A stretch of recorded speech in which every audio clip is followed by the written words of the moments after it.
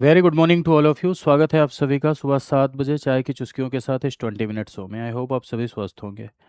जैसा कि आप सभी को पता है कि मंडे टू सैटरडे मैं आप सभी से मिलता हूं और सुबह के इस 20 मिनट शो में 4 सवालों के साथ 40 बातें बताता हूं। ऐसी 40 बातें जो आपके एग्जाम के लिए महत्वपूर्ण हैं, रेलिवेंट हैं, ज़रूरी हैं। अगर आप यूपी पीसीएस प्री की तैयारी कर रहे हैं, आरओ की तैयारी कर रहे हैं, वीओ की तैयारी कर रहे हैं, तो ये सेशन आपके लिए इम्पोर्टेंट होता है। तो इस 20 मिनट में आपको वो सारे के सारे कॉन्सेप्ट जो ज़रूरी हैं, वो सारी की सारी संभावित प्रश्नों वाली बातें मैं बताने की कोशिश करता हूँ। आई होप आप इसे एंजॉय करते होंगे, तो अपने दोस्तों के मध्य इसे शेयर भी किया करिए। तो चलिए शुरू करते हैं भाई। देखिए, मेरी दो क्लासेस चलती हैं। एक तो सुबह 20 मिनट शो चलता है 7 बजे, इसमें मैं प्रैक्टिस करा रहा हूँ। और दूसरी क्लास जो चलती है वो है एम लक्ष्मीकांत सीरीज। ये एम लक्ष्मीकांत सीरीज आपको देखना चाहिए अगर आप पॉलिटी नहीं पढ़े हैं तो। शाम को 8 बजे ये अपलोड होती है। इसकी ढेर सारी क्लासेज हो चुकी हैं, अभी पार्लियामेंट पहुंचे हैं। प्लेलिस्ट सेक्शन में जाएंगे तो लगभग 50 क्लास 20 मिनट शो की भी हो चुकी है, और इसकी भी लगभग 20 क्लास के आसपास हो चुकी है। तो दोनों पुरानी क्लासेस देखिए, और साथ ही साथ जो नए सिरे से लाइव चल रहा है वो देखिए, जरूर देखिए दोनों सेशन। अगर आप ये दोनों सेशन देखेंगे तो प्री के लिए आपके भीतर एक जबरदस्त अप्रोच बिल्डअप हो जाएगा। प्री में 99% एक्यूरेसी आप लेके आएंगे अगर आप इन दोनों सेशंस को फॉलो करते हैं, तो ये मेरा दावा है। चलिए, तो देखिए, पहला सवाल आपका लिखा हुआ है कि India has a written constitution. Bharat देश में लिखित संविधान है। UK has a unwritten constitution. UK में अलिखित संविधान है। USA has a partially written and partially unwritten constitution. America में आंशिक लिखित और आंशिक अलिखित संविधान है। इसमें कौन सा कथन सही है? तो देखो, यदि आप संविधान के प्रकारों को देखें मेरे भाई, तो हमेशा समझिएगा इस बात को कि संविधान के प्रकारों में एक प्रकार है जिसे आप लिखित संविधान के नाम से जानते हैं, रिटन कॉन्स्टिट्यूशन। रिटन कॉन्स्टिट्यूशन जो पूरी तरीके से लिखित होता है, एक कंप्लीट डॉक्यूमेंट के तौर पर होता है, उसे हम रिटन कॉन्स्टिट्यूशन कहते हैं। नियमों परंपराओं के समूह को संविधान मान लिया जाता है, लिखकर एक जगह स्पष्ट नहीं किया गया रहता है, उसे अलिखित संविधान कहते हैं, अनरिटन कॉन्स्टिट्यूशन कहते हैं। ध्यान देने योग्य बात यह है कि संघात्मक व्यवस्था में, यानी फेडरल स्ट्रक्चर में, जहां आपको मल्टीपल गवर्नमेंट नजर आएगी, क्योंकि फेडरल स्ट्रक्चर में एक से अधिक स्तर की सरकार होती है, मल्टीपल गवर्नमेंट होती है, तो फेडरल स्ट्रक्चर में संविधान हमेशा रिटन होना चाहिए। फेडरल स्ट्रक्चर में एक से अधिक स्तर की सरकार है, अगर आप लिख के शक्तियों को नहीं बांटेंगे तो लोग अलग अलग इंटरप्रिटेशन करेंगे। केंद्र राज्य दोनों में कॉन्फ्लिक्ट होने की संभावनाएं बढ़ेंगी। केंद्र राज्य दोनों में झगड़े होने की संभावनाएं बढ़ेंगी, कॉन्फ्लिक्ट होने की संभावनाएं बढ़ेंगी। इसीलिए संघात्मक व्यवस्था का ये अनिवार्य लक्षण होता है। फेडरल सेटअप का ये अनिवार्य लक्षण होता है कि वहाँ रिटन कॉन्स्टिट्यूशन है। अमेरिका में भी रिटन है, इंडिया में भी रिटन है। ठीक है। अलिखित संविधान जहाँ पर यूनिटरी सेटअप है। यूनिटरी सेटअप यानी एक ही व्यवस्था है, एक ही सरकार है। जैसे इंग्लैंड में आप देखेंगे, ब्रिटेन में unitary system of the government है, एकात्मक व्यवस्था है। सिर्फ केंद्र सरकार, यहाँ राज्य सरकार का कोई भी एग्जिस्टेंस नहीं है। राज्य सरकार का कोई भी अस्तित्व तो नहीं है, राज्य सरकार का कोई भी एग्जिस्टेंस नहीं है। तो यहाँ पर अनरिटन कॉन्स्टिट्यूशन से भी काम चल सकता है, यानी यहाँ पर अलिखित संविधान से भी काम चल सकता है। क्लियर है? तो सवाल पर आ जाते हैं। देखिए, आपका सवाल क्या कह रहा है। सवाल ये है कि India has a written constitution. Bharat देश में लिखित संविधान है। जी हाँ, भारत देश में लिखित संविधान है। ड्राफ्टेड कॉन्स्टिट्यूशन है। ड्राफ्टेड मतलब निर्मित। निर्मित संविधान का मतलब होता है जो एक निश्चित समय सीमा में बनाया जाता है, उसे निर्मित संविधान कहते हैं। एक संविधान होता है डेवलप्ड, विकसित, जो समय के साथ नियम परंपराओं को संविधान मान लिया जाता है, जैसे ब्रिटेन में, उसे डेवलप्ड कॉन्स्टिट्यूशन कहते हैं। भारत वाले को रिटन कॉन्स्टिट्यूशन, सॉरी, ड्राफ्टेड कहते हैं, क्योंकि निश्चित समय सीमा में बना। जो संविधान निश्चित समय सीमा में बनता है उसे ड्राफ्टेड कॉन्स्टिट्यूशन, निर्मित संविधान कहते हैं। तो भारत का संविधान रिटन है, ड्राफ्टेड है, कठोर लचीला दोनों है। कठोर संविधान जिसमें संशोधन संभव न हो तो बहुत टफ हो। लचीला जिसमें संशोधन बहुत आसानी से हो जाए। तो भारत का संविधान ऐसा है जिसमें कुछ बातें आसानी से अमेंड हो सकती हैं और कुछ बातों में अमेंडमेंट बहुत टफ है। तो Indian constitution rigid and flexible दोनों है, यानी कठोर और लचीला दोनों है। तो यहाँ पर India has a written constitution, ये बिल्कुल सही होगा आपका। यूके हैज़ अनरिटन कॉन्स्टिट्यूशन, ये भी सही होगा। अमेरिका में लिखित अलिखित दोनों नहीं, गलत हो जाएगा। यूएसए में क्या है कि रिटन कॉन्स्टिट्यूशन है। तो इसमें आंसर हो जाएगा आपका first and second is your right answer. ठीक है। नेक्स्ट आते हैं। कंसीडर द फॉलोइंग स्टेटमेंट, निम्नलिखित कथनों पर विचार कीजिए। India is a federal country with strong unitary बायस। भारत एक संघीय देश है पर मजबूत एकात्मक झुकाव के पश्चात। Term union of state indicates an indestructible union of states, यानी ये जो यूनियन ऑफ स्टेट शब्द है ये अविनाशी संघ को दर्शाता है। यूनियन ऑफ स्टेट शब्द अविनाशी संघ को दर्शाता है, यानी संघ टूट नहीं सकता, इस बात को दर्शाता है। अब दोनों समझिए जरा सा, ध्यान से मुझे 2-3 मिनट तक सुनिएगा। देखिए, भारत में दिल्ली से बैठ के पूरे देश में शासन नहीं कर सकते थे। आप जानते हैं भारत बड़ा है, ज्योग्राफिकली भी बहुत बड़ा है और डाइवर्सिटी भी बहुत ज़्यादा है भारत देश में, अलग अलग रिलीजन, अलग अलग कास्ट, अलग अलग सेक्ट। तो ऐसे में केंद्र के साथ साथ राज्य का अस्तित्व बनाना हमारे लिए जरूरी भी था, मजबूरी भी था। सेंटर के साथ साथ स्टेट का एग्जिस्टेंस देना जरूरी था। इसीलिए केंद्र के साथ साथ राज्य का अस्तित्व क्रिएट किया गया, केंद्र के साथ साथ राज्य का अस्तित्व बनाया गया, तो हम फेडरलिज्म कहते हैं। केंद्र के साथ साथ अगर राज्य का अस्तित्व होगा, यानी सेंटर के साथ साथ अगर स्टेट का एग्जिस्टेंस होगा, तो हम उसे फेडरल कॉन्सेप्ट कहेंगे ही कहेंगे। यानी जहां पर मल्टीपल गवर्नमेंट होती है, यानी जहां पर एक से अधिक स्तर की सरकार होती है, वो फेडरल है।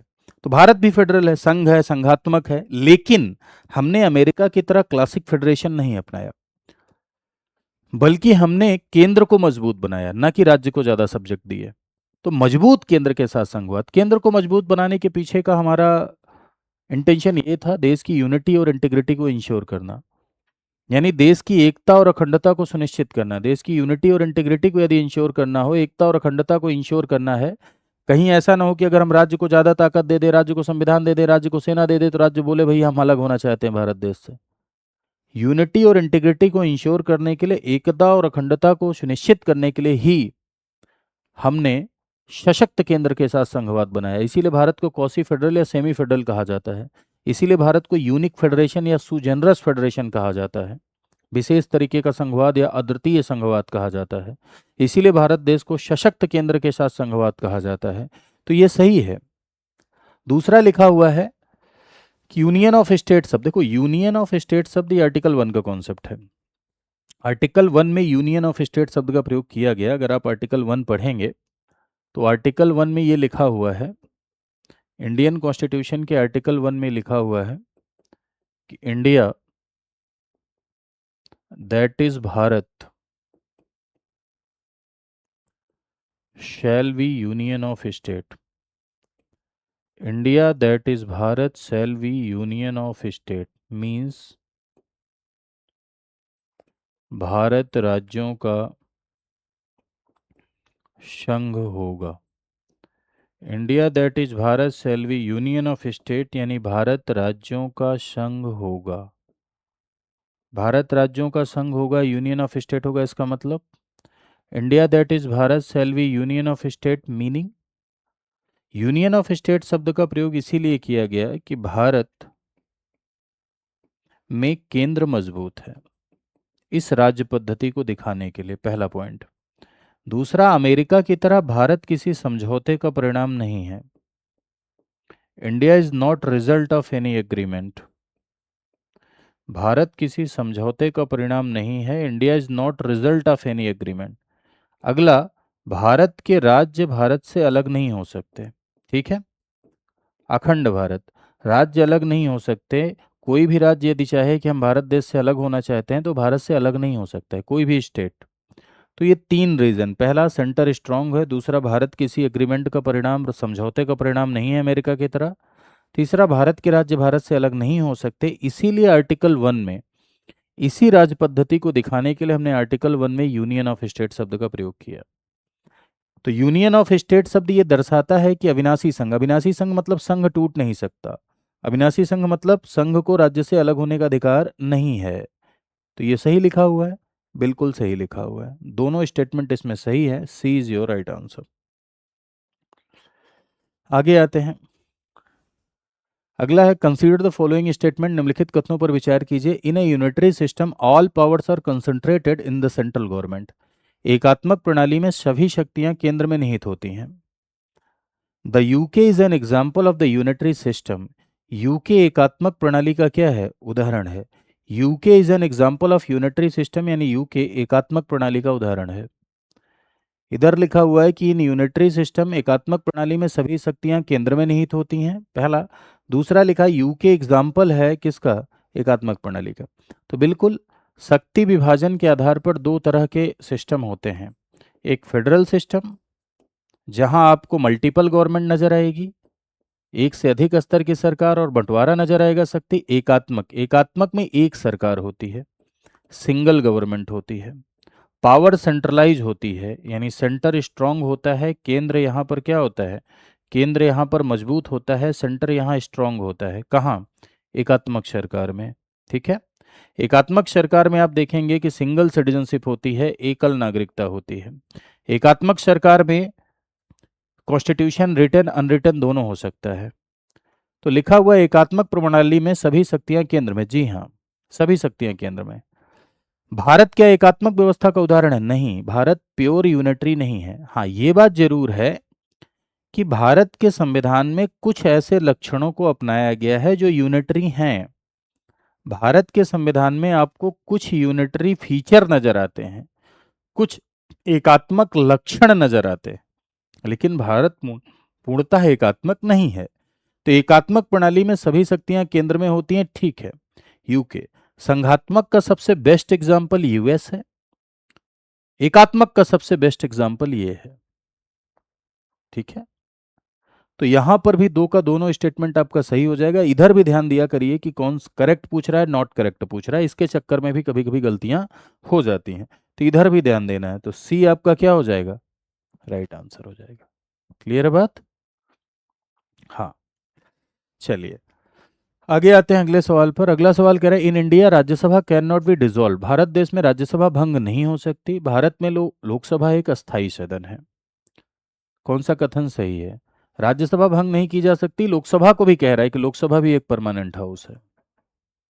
चलिए, तो देखो ये सवाल सीधे सीधे दोनों सदनों से रिलेटेड है। तो यदि आप संसद की बात करें तो यूनियन लेजिस्लेचर, यानी यूनियन में जो इंस्टीट्यूशन लॉ मेकिंग का काम करता है उसे आप यूनियन लेजिस्लेचर, संघीय विधानमंडल या संघीय विधायिका के नाम से जानते हैं।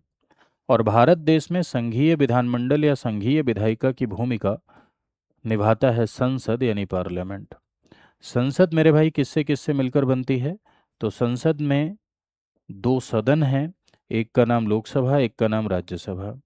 और राष्ट्रपति संसद का अभिन्न अंग है, क्योंकि बिना राष्ट्रपति की सहमति के कोई भी विधेयक, अधिनियम नहीं बनता है। आर्टिकल 79 ये कह रहा है कि president is integral part of the parliament. President किसी सदन का सदस्य नहीं है, लेकिन वो अभिन्न अंग है। दो सदन, एक लोकसभा आपका, एक आपका राज्यसभा। ठीक है। लोकसभा मेरे भाई पॉपुलर हाउस है, ये जनता का सदन है, ये आम आदमी का सदन है। आम आदमी का सदन या जनता का सदन इसलिए है क्योंकि लोकसभा में जो लोग जाते हैं वो आम आदमी के द्वारा चुनकर जाते हैं। लोकसभा में 543 सीट पर चुनाव होता है, और जो लोग चुने जाते हैं 543 सीट पर, वो डायरेक्ट जनता के द्वारा चुने जाते हैं, डायरेक्ट इलेक्शन होता है। लोकसभा एक ऐसा सदन है जो कि अस्थायी है, ये डिसॉल्व होती है। अस्थायी है, इसका एक कार्यकाल 5 साल का होता है, लेकिन 5 साल के पहले भी ये भंग हो सकती है अगर मेजोरिटी लैप्स हो जाए। बहुमत चले जाने की स्थिति में 5 साल के पहले भी ये भंग होती है। पॉपुलर हाउस है, आम आदमी का सदन है, अस्थायी सदन है। लोकसभा जनता का सदन है। लोकसभा का इलेक्शन डायरेक्ट होता है, डायरेक्ट चुनाव होता है, यानी डायरेक्ट जनता वोट करती है। लोकसभा में सार्वभौमिक वयस्क मताधिकार, यूनिवर्सल एडल्ट फ्रेंचाइज से लोग लोकसभा में वोटिंग राइट हासिल करते हैं, यानी ऐसा व्यक्ति जो वयस्क है उसे लोकसभा में वोट देने का अधिकार है, अगर उसका नाम वोटर लिस्ट में है तो। लोकसभा का चुनाव एफपीटीपी सिस्टम से होता है। एफपीटीपी सिस्टम यानी बहुल मत प्रणाली, जो सबसे ज्यादा वोट पाता है वो जीत जाता है लोकसभा के चुनाव में, चाहे 10% पाए, 20% पाए, उससे कोई फर्क नहीं पड़ता। लोकसभा हमारे भारत देश में एक ऐसा सदन है जिसका कार्यकाल 5 साल है, लेकिन 5 साल के पहले भी डिसॉल्व हो सकती है, भंग हो सकती है। लोकसभा के जो सदस्य होते हैं उन्हें आप एमपी कहते हैं, मेंबर ऑफ पार्लियामेंट, और इनका भी कार्यकाल कितना होता है? 5 साल का इनका भी कार्यकाल होता है, यानी 5 ईयर का टेन्योर होता है। लोकसभा के कंपोजिशन को यदि आप देखेंगे तो article 81 of the constitution Lok Sabha के कंपोजिशन को डील कर रहा है। लोकसभा में मैक्सिमम मेंबर जो होते हैं, मैक्सिमम स्ट्रेंथ 550 हो सकता है और करंट स्ट्रेंथ इसका 543 है। यहीं आप राज्यसभा की यदि आप बात करें तो राज्यसभा एक ऐसा सदन है जो कि अस्थाई, माफ कीजिएगा, अस्थाई सदन है, यानी परमानेंट हाउस है। राज्यसभा को सिंबल ऑफ कॉन्टिन्यूटी कहा जाता है। सिंबल ऑफ कॉन्टिन्यूटी कहा जाता है, यानी इसे निरंतरता का प्रतीक कहा जाता है। निरंतरता का प्रतीक इसीलिए कहा जाता है क्योंकि हमेशा चलती रहती है, कभी डिसॉल्व नहीं होती। इसका भी गठन 1952 में ही हुआ और लोकसभा का भी गठन 1952 में ही हुआ। राज्यसभा सिंबल ऑफ कॉन्टिन्यूटी है, निरंतरता का प्रतीक है। राज्यसभा का चुनाव अप्रत्यक्ष होता है, इसमें जो लोग जाते हैं वो राज्यों के विधायकों के द्वारा चुने जाते हैं। इसका इलेक्शन वैसे ही होता है जैसे प्रेसिडेंट का इलेक्शन, प्रोपोर्शनल रिप्रेजेंटेशन के एसटीवीएस सिस्टम से, यानी single transferable vote system by the means of proportional representation. Open ballot से चुनाव होता है, खुला मतदान होता है राज्यसभा का, समानुपातिक प्रतिनिधित्व की एकल हस्तांतरणीय मत पद्धति द्वारा। राज्यसभा की जो मैक्सिमम स्ट्रेंथ है वो 250 हो सकती है, करंट स्ट्रेंथ 245 है, जिसमें 12 लोग नॉमिनेट होते हैं, बाकी लोग चुन कर आते हैं। ठीक है। राज्यसभा हाउस ऑफ स्टेट है, राज्यों का सदन है। राज्यों का सदन इसलिए कहा जाता है कि राज्यसभा का उद्देश्य ही यही है कि अलग अलग राज्यों का प्रतिनिधित्व हो। उड़ीसा, बिहार, मध्य प्रदेश, सबके अपने अलग अलग हित हैं। तो केंद्र की विधायिका में, केंद्र की कानून बनाने की संस्था में राज्यों का प्रतिनिधित्व हो सके, केंद्र की कानून बनाने की संस्था में राज्यों का प्रतिनिधित्व हो सके, इस बात को सुनिश्चित करने का काम राज्यसभा करती है। ठीक है। राज्यसभा के सदस्यों का कार्यकाल 6 साल होता है और जिसके 1/3 सदस्य प्रत्येक दूसरे वर्ष रिटायर होते हैं, इसीलिए भंग नहीं होती। 1/3 जाते हैं, फिर 1/3 आते हैं, 1/3 जाते हैं, 1/3 आते हैं, सबका एक साथ टर्म एक्सपायर नहीं होता। इसीलिए कहा जा रहा है कि राज्यसभा डिसॉल्व नहीं होती, राज्यसभा भंग नहीं होती है। सवाल पर आइए। लिखा हुआ है कि in India Rajya Sabha can not be dissolve, Bharat देश में राज्यसभा भंग नहीं की जा सकती है। तो सही लिखा हुआ है, राज्यसभा डिसॉल्व नहीं होगी। राज्यसभा का कंपोजिशन आप पढ़ेंगे तो 80 में है। लोकसभा इस परमानेंट हाउस, नहीं, लोकसभा परमानेंट हाउस नहीं है, लोकसभा अस्थायी सदन है। तो इसमें आंसर क्या हो जाएगा? Only one is your right answer. I hope आपने सेशन को एंजॉय किया होगा। जरूर बताइएगा कमेंट सेक्शन में आपको ये सत्र कैसा लगा। साथ ही साथ मेरे भाई, आप यहाँ पर टेलीग्राम पर मुझे टेलीग्राम ग्रुप के साथ जुड़ सकते हैं, जिससे आप मेरे साथ जुड़ जाएंगे। कोई भी क्लास की अपडेट्स है तो यहाँ मिलती रहती है। सोशल मीडिया का ज़माना है, यहाँ भी आप मुझे फॉलो कर सकते हैं। साथ ही साथ यदि आप हमारे साथ जुड़ के कंप्लीट प्रिपरेशन करना चाहते हैं तो हम एक प्रोग्राम चलाते हैं, उस प्रोग्राम का नाम है आरंभ। आरंभ एक ऐसा प्रोग्राम है जिसमें आपको प्री मेंस इंटरव्यू तीनों की तैयारी कराई जाती है। फाउंडेशन बैच है, 1100 प्लस घंटे लाइव पढ़ाए जाते हैं। दो तरह का बैच होता है, गोल्ड एक प्लेटिनम। गोल्ड में आपको पूरा सिलेबस पढ़ाया जाता है, 1100 प्लस घंटे लाइव इंटरव्यू गाइडेंस प्रोग्राम दिया जाता है, मेंटरशिप दी जाती है, करंट अफेयर मैगजीन और 2 साल की वैलिडिटी। वहीं प्लेटिनम में गोल्ड वाले तो सारे फीचर मिलते ही मिलते हैं, साथ ही साथ एक फाउंडेशन बैच, एक प्री का बैच, एक एनसीईआरटी बैच, एक मेंस का आंसर राइटिंग बैच फ्री मिलता है और किताबें आपके घर जाती हैं। 4 साल की वैलिडिटी होती है। तो इस समय 50% डिस्काउंट चल रहा है। अगर आप ये कोड लगाएंगे VL लाइव कोड यदि आप लगाएंगे तो आप देखेंगे तो प्लेटिनम आपका 16,09,999 का पड़ेगा, गोल्ड आपका 9,999 रुपये का पड़ेगा। ठीक है। गोल्ड और प्लेटिनम में ये डिफरेंस है। इस कैसे आप इस ऑफर को अवेल कर सकते हैं? तो इसके लिए आप जाइए studyiq.com पर, या तो आप कॉल करिए 9289996923 पर। कॉल करके आप पूरी काउंसलिंग निःशुल्क ले सकते हैं, वहाँ सारी चीज़ें आपको बता दी जाएंगी। खुद से आप सब कुछ जानना चाहते हैं, समझना चाहते हैं तो आप जाइए studyiq.com पर। वहाँ पर पॉपुलर ऑनलाइन कोर्सेज में आप नीचे देखिए स्टेट पीसीएस लिखा रहता है ना? ये देखिए लिखा है स्टेट पीसीएस। यहाँ उत्तर प्रदेश पे क्लिक कर लीजिए, उत्तर प्रदेश पे क्लिक करेंगे, आरंभ पे क्लिक करिए और यहाँ आप जाइए, सारी बातें पढ़िए, डाउनलोड करके पूरा बैच के बारे में देखिए। बाई नाउ पर जाइए, मोबाइल नंबर डालिए, ओटीपी डालिए, कूपन कोड लगाइए VL लाइव और एनरोल करिए और अपनी तैयारी को बेहतर बनाइए। Thank you so much to all of you.